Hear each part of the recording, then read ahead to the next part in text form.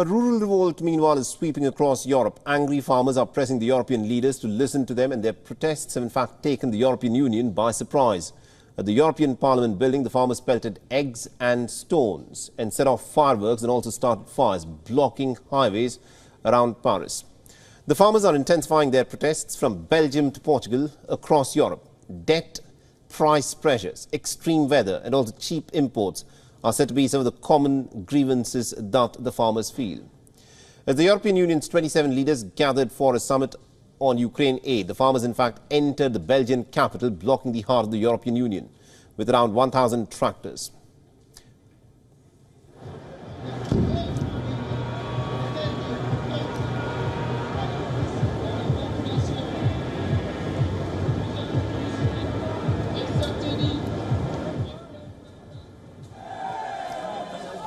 The farmers also threw firecrackers, eggs and beer bottles at the police in Brussels, leaving some thick smoke from burning bales of hay.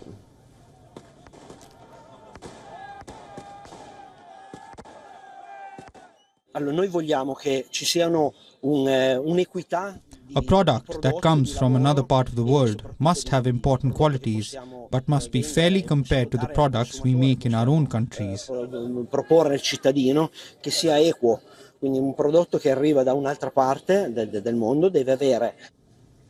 And our correspondent Alex Kadia is in fact keeping a pretty close tab on the developments in Brussels. Here's a report from Ground Zero.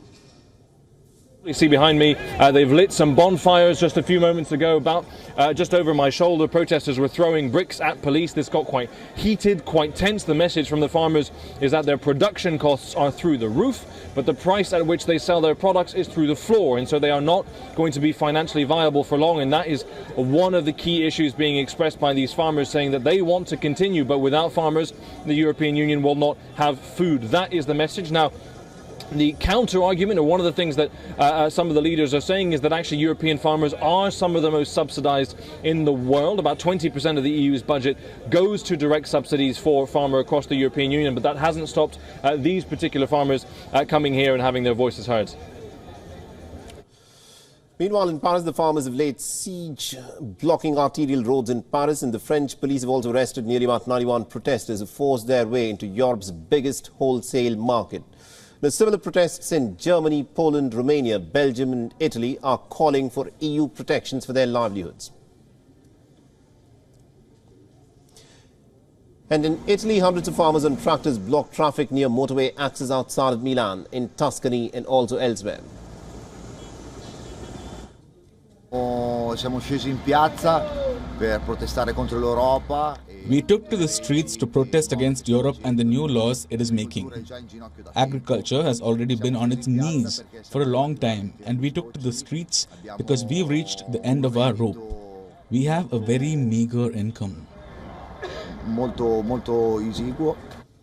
The farmers in Greece also lined up the highways with their tractors, briefly shutting roads in a symbolic protest. The farmers say that it's actually becoming pretty hard to make a decent living for the farmers in Europe, as the price of energy and fertilizer has in fact surged because of the Russia-Ukraine war, and cheaper farm imports are making it extremely hard for them to compete. The EU externally has really tried to mobilize exports from Ukraine in a way to provide aid to Ukraine, but this has caused a lot of uproar and stir and discontent with farmers within Europe, specifically out of a fear of competition. WION is now available in your country. Download the app now and get all the news on the move.